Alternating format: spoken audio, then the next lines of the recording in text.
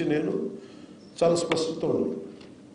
Any political issues వచ్చినా కానీ, political ఒత్తిళ్ళు వచ్చినా కానీ చాలా చాలా స్పష్టంగా, ఇంక్లూడింగ్ కూటమి పార్టీల్లో ఉండే వ్యక్తులు కానీ, ఎమ్మెల్యేలు కావచ్చు, మిగతా ఏ స్థాయి వ్యక్తులైనా కావచ్చు, వెరీ క్లియర్ కట్ ఇండికేషన్ ఇవ్వడం జరిగింది. ఎట్టి పరిస్థితుల్లో కూడా మీరు లైన్ దాటకుండా డ్యూటీ చేసే అధికారులని మీరు ఎట్లా ఇబ్బంది పెడితే మటుకు కాన్సిక్వెన్సెస్ చాలా 100% అప్లై అవుతుంది. దయచేసి ప్లీజ్ చూడండి. దాంట్లో భాగం మీరు చేసుకుంటూ వచ్చాం. అలాగే ఫ్రంట్ లైన్ అటవీ సిబ్బంది చాలా కష్టమైన పరిస్థితులు పనిచేస్తూ ఉంటారు. వారి భద్రతా సంక్షేమం కోసం ఈ ప్రభుత్వం ఎల్లప్పుడూ కట్టుబడి ఉంటుంది. మొన్న మధ్యన అమరవీరుల దినోత్సవం గుంటూరుకి వెళ్ళినప్పుడు నాకు తెలియజేశారు, అటవీ సిబ్బంది సంక్షేమ నిధిని అవసరం ఉంది, ఏర్పాటు చేయాలంటే దానికి 5 కోట్ల నిధిని గౌరవ ముఖ్యమంత్రి నారా చంద్రబాబు నాయుడు గారి నాయకత్వం ఈ అటవీ సిబ్బందికి 5 కోట్ల రూపాయలు నిధిని ఏర్పాటు చేశారు. సో మిగతా మెయిన్ పాయింట్స్కి వెళ్ళబోయే ముందు just I would like to conclude this point. మీ భద్రత అలాగే సిబ్బంది కొరత ఇవి మా దృష్టిలో ఉన్నాయి. చాలాసార్లు రాహుల్ పాండే గారు కానీ ఇంతకు ముందున PCCF గారు కూడా చెప్పారు, ఇది దృష్టిలో ఉంది. నేను ఛార్జ్ తీసుకున్నంత లోపే దీన్ని try to address it as best as I can. I give you that.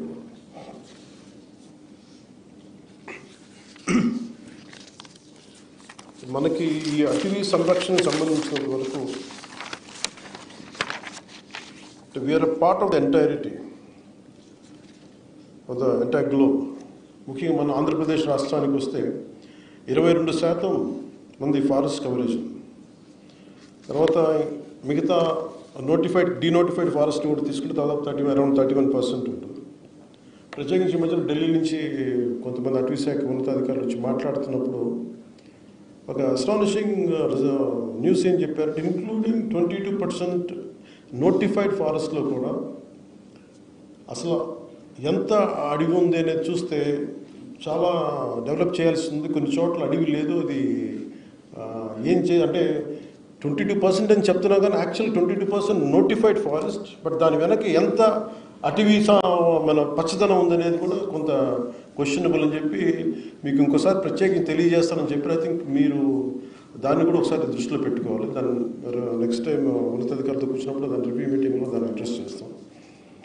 అలాగే మెయిన్ మీరందరూ దృష్టి సారించవలసిన కొన్ని ప్రధాన అంశాలు వరుసగా మీకు తెలియజేసుకుంటారు. ఒకటి, ఎన్క్రోచ్మెంట్ జరిగిపోతూ ఉన్నాయి. ఏది ఫారెస్ట్ భూమి, ఏది రెవెన్యూ భూమి. మధ్యన శ్రీశైలం టెంపుల్ది కూడా గొడవలు between revenue department and forest department ఇవన్నీ నడుస్తూ ఉన్నాయి. దాంతో కొన్నిసార్లు చేసాం. So you will have a great challenges as you keep addressing it. Sometimes it could be in the name of it could be due to developmental issues. You have to adjust certain things. You have to kind of certain issues will be there which we have to come to a common consensus. That is one aspect which will go through it. అలాగే ఈ ఎన్క్రోచ్మెంట్కి సంబంధించి మేము lead తీసుకున్నాక చిత్తూరులో కూడా అంతకుముందు చేసిన ministers కూడా ఈ డిపార్ట్మెంట్ హెడ్ చేసిన వాళ్ళు ఇది వాళ్ళ స్వంత ఆస్తిలాగా వాళ్ళు ఎన్క్రోచ్ చేశారు. మాకు ఒకటి ఏమనిపించిందంటే, ఇంతమంది ఉన్నతాధికారులు ఉండి DFO స్థాయిలో కావచ్చు, దానికి మించిన బీట్ ఆఫీసర్స్ కావచ్చు, ఎవరు కూడా దాన్ని ఎందుకు హైలైట్ చేయలేకపోయారని అనిపించింది. కనీసం దీన్ని ఇంత బలంగా తీసుకురాలేకపోయారు, పబ్లిక్లోకి ఎందుకు తీసుకురాలేకపోయారు అనిపించింది. అందువల్ల ఏంటంటే మీ మనందరి ప్రథమ బాధ్యత టు ప్రొటెక్ట్ ద ఫారెస్ట్. ఉన్న 22%లోనే పచ్చదనం తక్కువ ఉంది.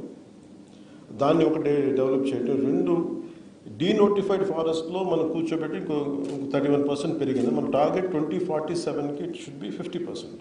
But it is a tough challenge. అదంత తేలికేంది కాదు. But we will come together, will work together, will see how we can take it forward. So main encroachments లేకుండా మీరు చాలా ధైర్యంగా ఎక్కడ ఎన్క్రోచ్మెంట్స్ ఉన్నా with the help of revenue department or police officials, అలాగే మీకు విధి నిర్వహణలో మీకు ఎలాంటి ఇబ్బందులు ఉన్నా మీరు ఉన్నతాధికారులకి, మీ డిపార్ట్మెంట్ అధికారులకే కాకుండా you can personally reach out to me. I'm available. అలాగే సిబ్బందిని నియామకాల్లో కూడా ఎక్కడా కూడా పారదర్శకతే పాటించాం. ఇక్కడ మెరిట్ ఓరియంటెడ్ సిఫార్సుల్ని అసలు వదిలేసి మెయిన్ మెరిట్ ఓరియంటెడ్ ఎఫెక్టివ్ ఎలాంటి కొంతమంది సిఫార్సులు వచ్చినాయి కానీ వాటన్నిటిని దాటి చేస్తా ఉన్నాం. So I want to give you the assurance to all the dynamic officials that we are there to stand by you. I will be personally there to stand by you, apart from all the officials of great integrity sitting on this dais today.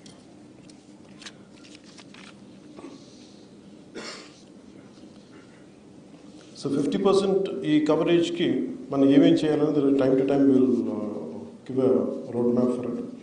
అలాగే Andhra Pradesh great green wall మనం start చేసింది ఎక్కువ ప్రభుత్వం వచ్చాక. మన తీర ప్రాంతం అంతా శ్రీకాకుళం నుండి నెల్లూరు వరకు వ్యాపించే గ్రేట్ గ్రీన్ వాల్ చాలా గొప్ప ప్రయత్నం. ఇది మనకి బెనిఫిట్. ఒక 974 కిలోమీటర్ల ఈ తీర ప్రాంతం పొడవు ఉంది. ఒకసారి అలాగే మనకు ఉప్పెన్నులు కానీ లేదంటే సునామీలు కావచ్చు, లేదంటే ఉదాహరణకి నేను ప్రాతినిధ్యం వహిస్తున్న పిఠాపురం నియోజకవర్గమే ప్రతి సంవత్సరం కనీసం ఒక 2-3 ఎకరాలు ముందుకు వచ్చేస్తుంది. ఇంకా ఎగ్జాక్ట్ మెజర్ మర్చిపోయాను కానీ ఒక 10 అడుగులు వచ్చేస్తాం. ఈ ఎన్విరాన్మెంటల్